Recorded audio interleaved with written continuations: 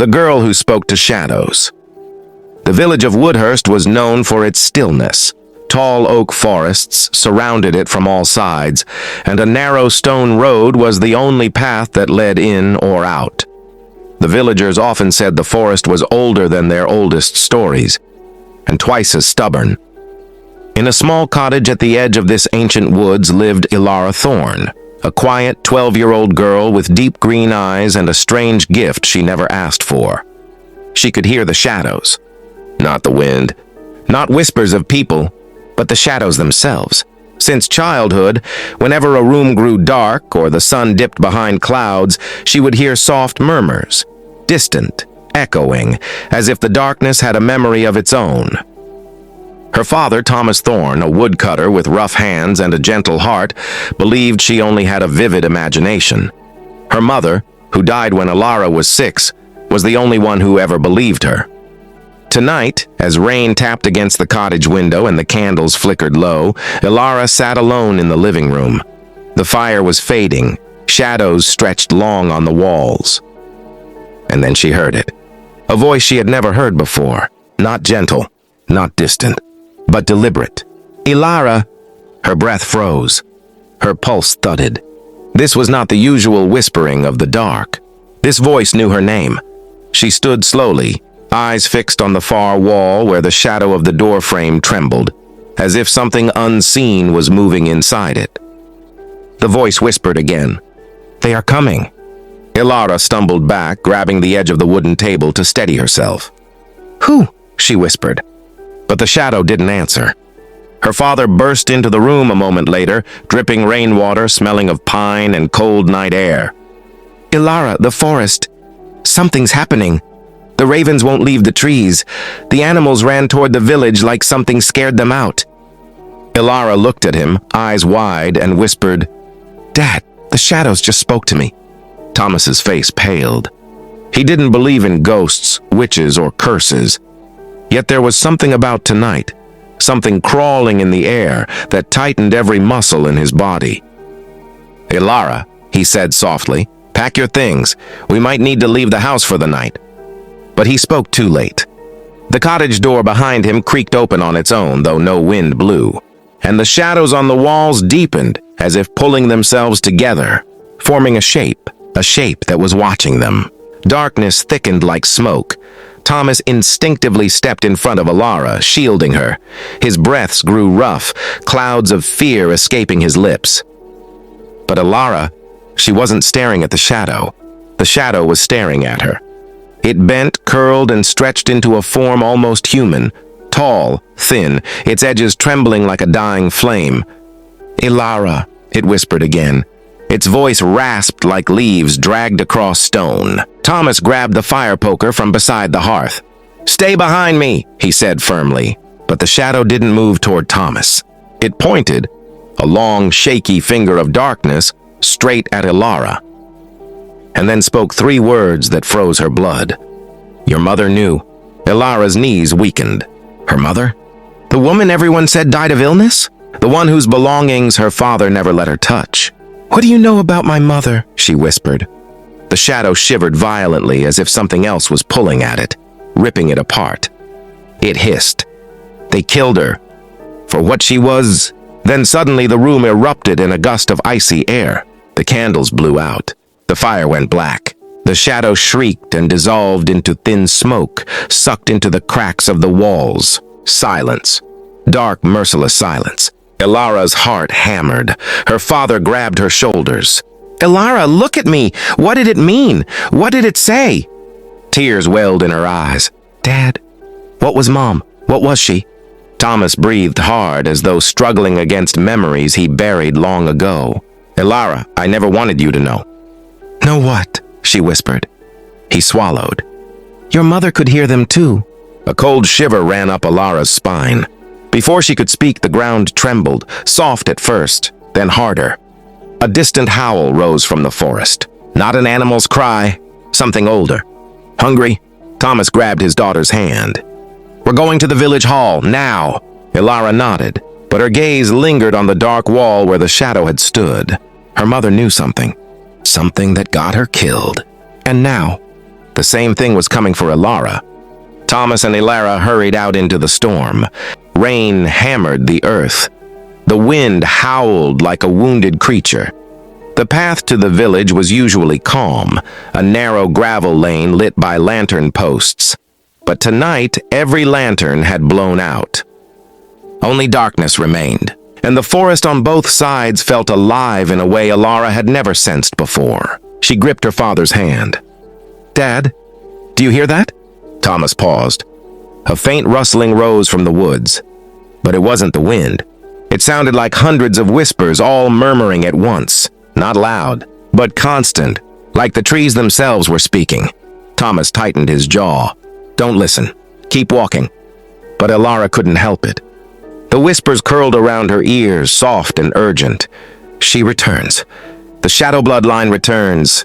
Elara stumbled. Shadowblood. The word meant nothing, and yet it made her bones ache. "Dad," she whispered shakily. "What did Mom have? What am I?" Thomas stopped walking. For a moment he stood silently in the rain, as if choosing his words could save her life. "Elara, your mother wasn't just someone who heard shadows. She came from a bloodline that the world forgot. A bloodline that could command them." Elara blinked. "Command them?" "Yes," he said. "Your mother could speak to darkness, and darkness answered her." Elara felt her breath lodge in her throat. If her mother could command the shadows, then what did the shadows want from her? Before Thomas could say more, a sharp cracking echoed from the woods. Trees groaned. Branches snapped. Then, a horrifying sound tore through the night. Boom, boom, boom, as if something huge was moving through the forest, fast. Elara's eyes widened. "Dad, something is following us." Thomas pulled her behind him. "Elara, listen carefully. If anything happens to me, you run to the village hall and find Elder Rowan. He knew your mother. A massive shape lunged from the darkness. Thomas barely had time to push Elara aside. A towering figure, not quite human, not quite beast, rushed out of the trees, its body made of writhing black mist, its eyes glowing white like burning ice. Elara screamed. Thomas swung the fire poker with all his strength. It passed through the creature, but the shadow beast recoiled, hissing, as if the iron burned it. "Elara, run!" "No, I'm not leaving you." "Elara, go!" But before she could move, the creature lunged again, claws of black smoke slashing toward Thomas. He dodged, grabbing Elara's wrist and pulling her back onto the road. The beast reared up, then shrieked a deafening, unnatural cry that rattled the stones beneath them.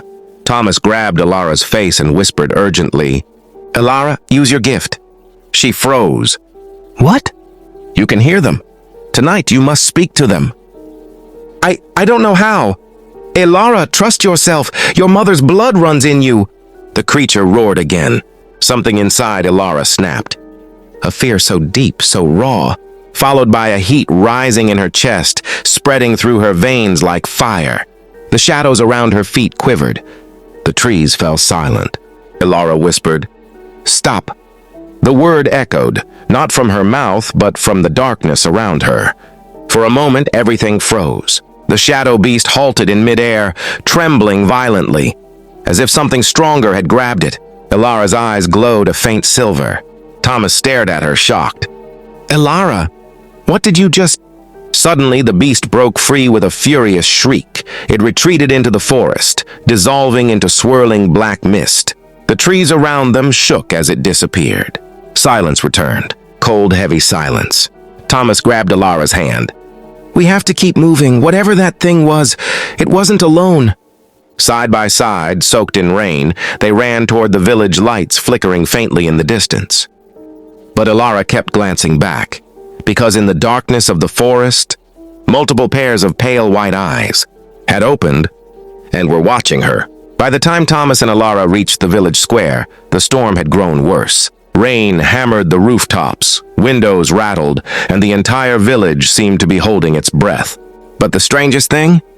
Not a single villager was outside. Lanterns flickered behind closed shutters. Dogs hid under porches. Not even the wind dared cross the square. Thomas kept Elara close as they hurried to the stone building at the center of the village, the Hall of Elders, a place older than Woodhurst itself. He knocked hard. "Rowan, open the door!" For a moment, nothing happened. Then a bolt slid, hinges groaned, and the door cracked open just enough for a wrinkled face with sharp green eyes to appear. Elder Rowan.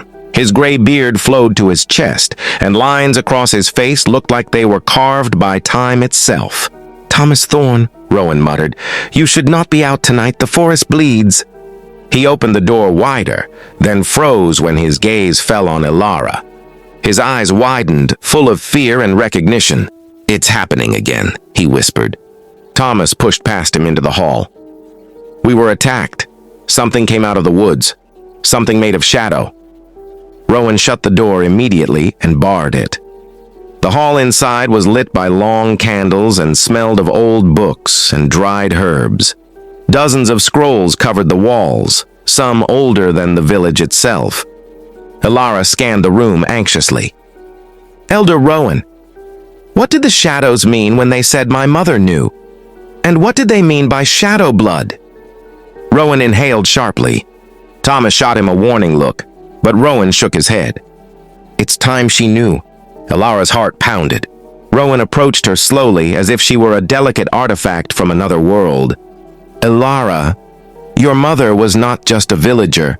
She belonged to an ancient bloodline believed to be extinct, a family born with the ability to hear and command the shadows." Elara swallowed. "My father said that too, but why is something hunting me?" Rowan exhaled, heavy with decades of secrets. "Because the Shadowbloods were protectors of balance. They kept the darkness from rising, and when your mother died..." He paused. "The balance broke." Thomas clenched his fists. "You know her death wasn't natural." Rowan nodded grimly. "She was hunted. By creatures older than the forest, by those who want the Shadowblood power for themselves." Elara stepped back. Her voice trembled. Those things in the forest tonight..." Rowan's face hardened. "They are Nightborn, servants of the Shadow King." Elara felt a chill crawl under her skin. "Shadow King?" Rowan walked to a shelf and pulled out a rolled parchment. He spread it on the wooden table.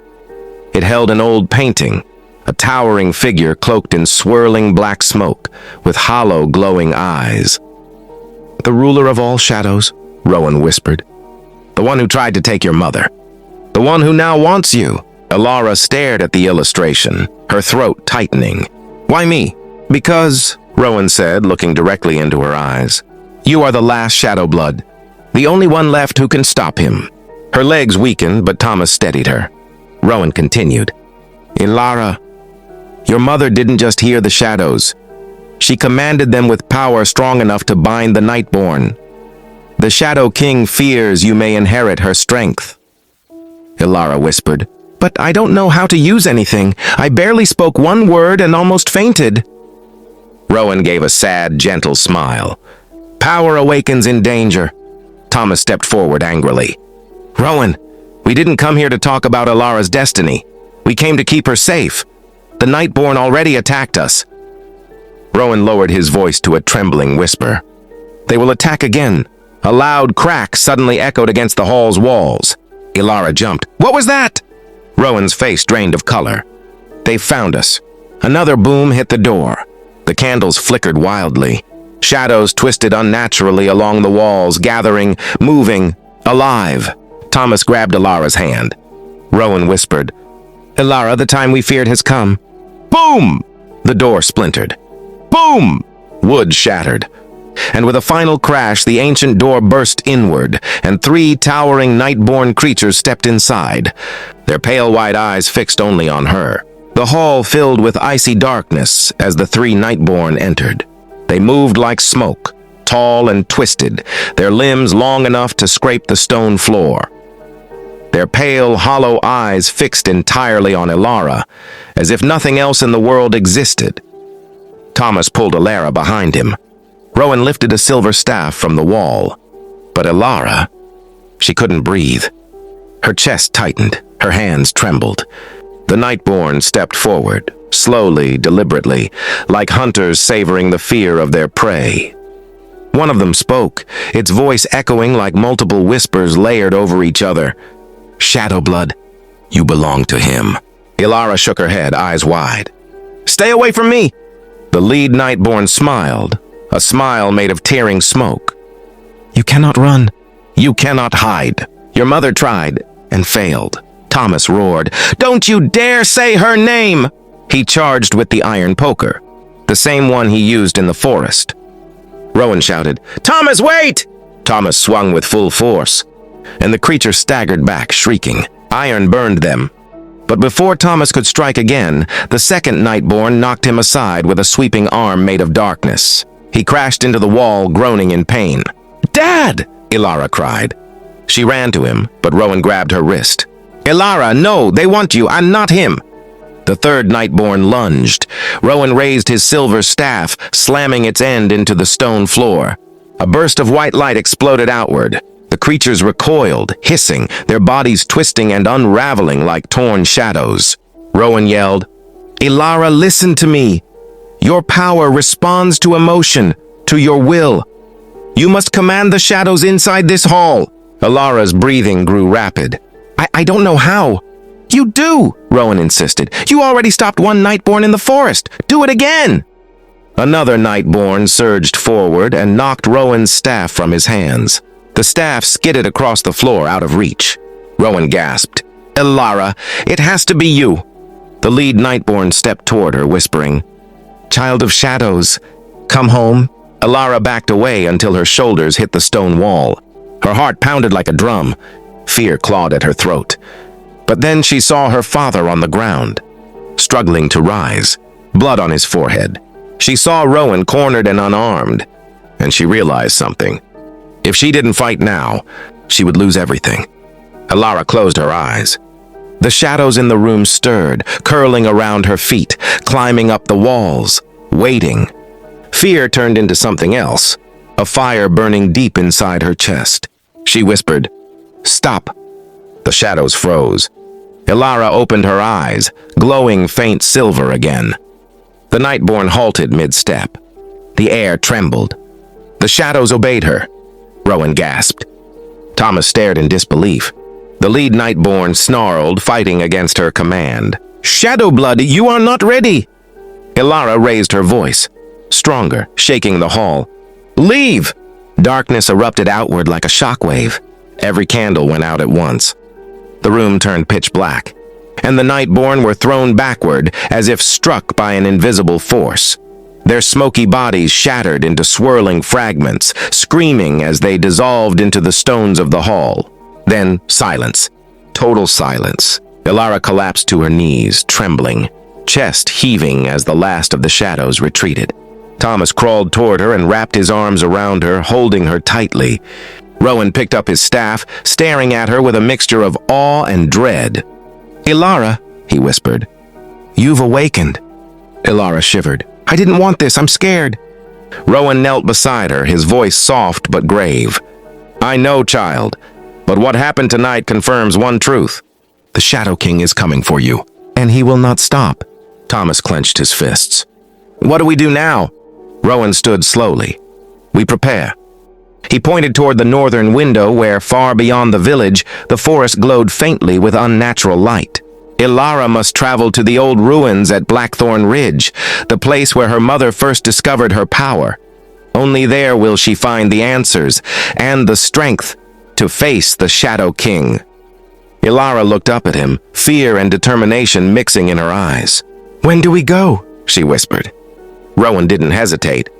"Before the next moon rises, because by then, the Shadow King himself would walk the earth." The next morning, the village of Woodhurst was eerily silent. The rain had stopped, but a thick mist clung to every rooftop and tree.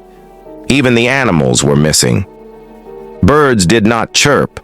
The only sound was the occasional creak of timber from abandoned houses. Elara packed a small bag, a notebook her mother had left behind, a locket, and a piece of silver Rowan had given her, a charm to protect against shadows. Thomas walked beside her, tense but resolute. Rowan led them.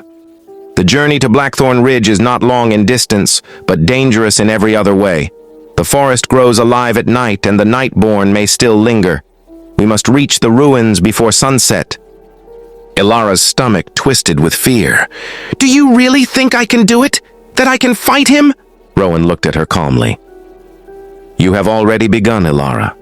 The Shadow King knows your power has awakened. He fears it. He always fears the Shadowblood. But to defeat him, you must learn control. Complete control." The path to Blackthorn Ridge led them through dense woods. The trees loomed like towering black giants, their branches tangled in an unending canopy that blocked most of the daylight. Every shadow seemed alive, shifting with intent. Elara heard whispers again, soft, urgent, circling around her. Come closer. Your mother failed. You cannot escape." She grabbed Thomas's arm. "Dad, it's them. The shadows. They're calling me." Thomas shook his head. "Ignore it. Focus on walking. You're stronger than they think." But the shadows weren't like before. This time, they weren't just whispers. They formed shapes, faint outlines of children, people, figures from her mother's past. They moved silently alongside them, stretching like ink across the forest floor. Elara's heart pounded. She remembered Rowan's words, "Power awakens in danger." Taking a deep breath, she whispered to the shadows, "Stay back, I am in charge." The shadows froze. For a moment, everything stopped. Even the wind halted. The birds remained silent. Then the shadows slowly parted to either side of the path, forming a protective corridor. Thomas stared, awestruck. "Elara, you did it." She felt a faint surge of pride, but no time to celebrate. A distant, hollow laugh echoed through the trees, high, mocking, cruel. The Shadow King's laughter. Elara's stomach dropped. The voice of her mother's killer was close. Hours into the journey, they reached a clearing where the ruins of an ancient chapel lay in ruins. Black stone walls, crumbled archways, and statues eroded by centuries of wind and rain. Rowan knelt at the entrance, pointing to symbols carved in the stones. "This is where your mother first discovered her power," Rowan said. "You will feel her presence here, and the shadows will speak to you more clearly. But beware. This is also where the Nightborn will test your heart." Elara stepped forward. The air inside the chapel was colder than the forest. Shadows gathered in the corners, stretching unnaturally. Figures formed, animals, people, shapes from her dreams. A single figure stepped forward, a tall Nightborn, eyes brighter than ever. Its voice was a whisper that seemed to penetrate her very mind. "You are not ready, you never will be. Leave, child, or die." Elara trembled, but then she remembered her mother, her bloodline. Everything her mother had done to protect this world. "I am ready," she whispered. Her voice grew louder, stronger. "I am not afraid of you." The Nightborn lunged. This time Elara didn't hesitate. She raised her hands, letting her power flow freely. Shadows from the chapel's walls and floor rose to meet her command, twisting, coiling, and striking the Nightborn. It screamed, dissolving into black smoke, while the remaining shadows seemed to bow to her authority. Thomas rushed forward. "Elara, you did it! You commanded them!" Rowan smiled, pride and worry mixing on his face. "This is only the beginning, child. The Shadow King himself will not be so easy to control or defeat." Elara's eyes glowed faint silver as she looked at the ruins. Somewhere deep inside, she felt her mother's presence guiding her. She whispered, barely audible, "I will not fail." And with that, she stepped deeper into the ruins. The Shadow King's laughter echoed once more, closer, colder, and angrier than ever. The wind howled through the ruins of Blackthorn Ridge. Elara stood at the center of the crumbled chapel, her silver eyes glowing softly. Thomas and Rowan flanked her, tense and ready. Every shadow in the chapel seemed to curl toward her, waiting for her command. A chill swept through the ruins, darker than any night she had ever known. Then, from the very corner of the clearing, the darkness condensed into a massive figure. The Shadow King. He towered above them, his form shifting and twisting like liquid smoke, his hollow eyes blazing white. His voice was a storm that filled the air. "Child of Shadowblood, you dare awaken? You cannot defeat me." Elara's heart pounded. She could feel the pull of fear stronger than ever. The Nightborn had been nothing compared to this. Thomas gripped her hand. "Elara, remember what you learned. You control the shadows, not them." Rowan nodded. "Focus, child. Your mother faced him once. You can do the same." The Shadow King's form surged forward, consuming the moonlight, the ruins, and even the surrounding trees. He spoke directly to her mind. "Give up, child. Join me. Power like yours belongs to me, and I will take it." Elara trembled but lifted her chin. Her voice rang out clear and strong. "No, I am not yours." Immediately, the shadows around her responded. They rose like waves, curling and stretching toward the Shadow King. He struck first. A wave of black smoke shot toward her, trying to consume her light. But Elara lifted her hands, directing the shadows she commanded to form a shield around her. The smoke collided with her defenses, hissing and splintering into fragments. Thomas shouted, "Keep going, Elara! Don't let him break you!" Rowan raised his staff and whispered an incantation, adding his energy to hers. The Shadow King roared in frustration as he realized this child, this small, seemingly fragile girl, was actually a threat. Elara focused every bit of courage she had. The shadows around her twisted, stretching like arms and tendrils, reaching for the Shadow King, binding his form. His massive arms thrashed, but her will was stronger. "Remember your mother," she shouted to herself. "I will protect this world." Her command of the shadows intensified. They struck, curling around his form, constricting, forcing him to retreat. Each strike sent waves of smoke exploding outward, lighting the ruins with silver flashes. The Shadow King's voice was a thunderous growl. "You cannot hold me. I am eternal." Elara gritted her teeth. Her mother's voice echoed in her mind. "You are stronger than you know, my child." With a final surge of power, Elara summoned all the shadows in the ruins. The walls, the broken stones, the trees outside, every speck of darkness, molding it into one immense force. She pointed directly at the Shadow King and screamed, "Begone!" A blinding silver light erupted from her body. The Shadow King screamed as the darkness around him twisted, ripped apart, and collapsed in on itself. With one final howl, he vanished, leaving only a faint mist in his place. The ruins were silent. The wind had calmed. The shadows lay still. The Nightborn were gone. Elara sank to her knees, exhausted. Her silver glow faded. Thomas ran to her, holding her tightly. "You did it, Elara. You saved us," he whispered. Rowan knelt beside her. "You have awakened fully. You are now the protector. The first true Shadowblood since your mother." Elara looked at the ruins, breathing heavily. I did it?" Rowan smiled faintly. "Yes, child.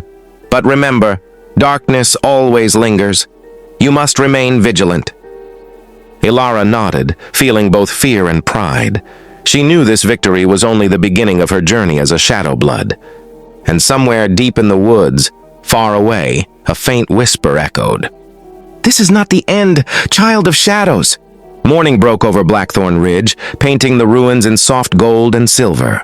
The storm from days before had vanished, leaving only the scent of wet earth and the distant sound of birds. Woodhurst Village could finally breathe again, for now. Elara sat on a stone ledge, staring at the horizon. Her silver eyes no longer glowed, but inside her, a fire remained. She had faced the Shadow King, and survived. She had commanded the shadows like her mother once had. Thomas approached, tired but smiling. "Elara, you did something incredible. I don't think I've ever been prouder." Elara looked at him. "But what now? What if he comes back?" Rowan, standing nearby, spoke softly. "He will return. Darkness never truly dies. But you are ready now. Your power is strong, your heart is steadfast, and you have the village, your father, and me by your side. Together, we can protect this world." Elara nodded. The weight of responsibility settled on her shoulders, but it no longer crushed her. Instead, it gave her strength. As the sun climbed higher, Elara explored the ruins. Every corner seemed alive with memories. remnants of her mother's training, her own first encounters with shadow, and the whispers of past Shadowbloods. She picked up her mother's locket, opening it to reveal a tiny, faded photograph of her parents together. Tears welled in her eyes. "I will not fail you, Mom," she whispered. "I will protect everyone, just like you did." The shadows, once feared and misunderstood, now danced gently around her. They seemed to recognize her as their master, not a creature to command, but a guardian to guide. Elara finally understood. Her gift was not a curse, but a responsibility, a legacy. Returning home, Thomas took her hand. "Ready to go home?" Elara smiled faintly. "Home?